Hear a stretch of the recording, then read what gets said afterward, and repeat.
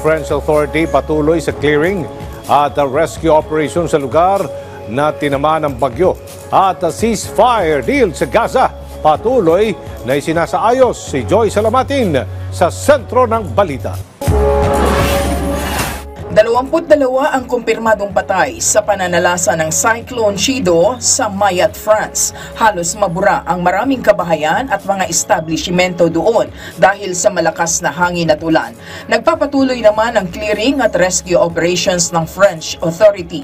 Nagpapagaling rin ang halos 1,400 na sugatang residente sa kanilang mga hospital.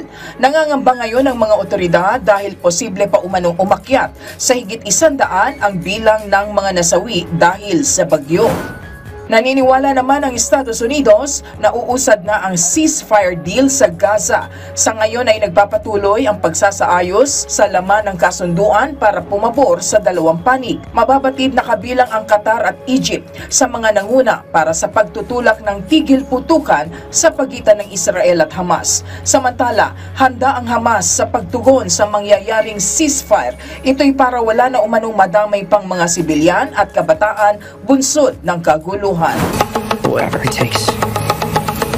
Inilabas na ang unang trailer para sa pinakabagong installment ng pelikulang Karate Kid. Bibida sa ikalawang pagkakataon ang martial arts star at actor na si Jackie Chan. Makakasama rin sa pelikula ang bumida sa unang 3 installment ng naturang pelikula na si Ralph Macchio. Highlight sa trailer ang karakter ni Ben Wang bilang ang bagong child prodigy ng istorya.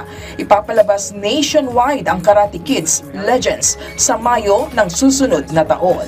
Joy Salamatin para sa Pambansang TV sa Bagong Pilipinas.